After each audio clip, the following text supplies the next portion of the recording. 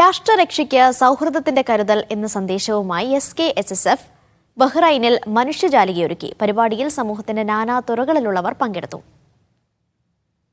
ഇന്ത്യയിലും വിവിധ ഗൾഫ് രാഷ്ട്രങ്ങളിലുമായി വ്യത്യസ്ത കേന്ദ്രങ്ങളിൽ SKSSFന്റെ നേതൃത്വത്തിലൊരുക്കിയ റിപ്പബ്ലിക് ദിനാചരണ സംഗമങ്ങളുടെ ഭാഗമായാണ് ബഹ്റൈനിലും മനുഷ്യജാലിക സംഘടിപ്പിച്ചത്.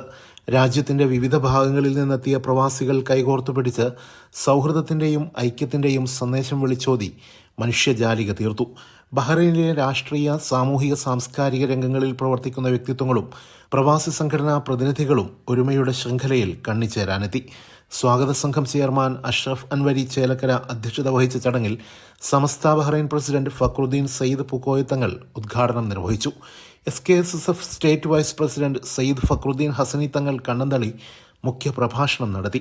CSI ബഹ്റൈൻ സൗത്ത് കേരള ഭദ്രാസനം വികാരി റവറന്റ് ഫാദർ അനൂപ് സാം മുഖ്യാതിഥിയായി.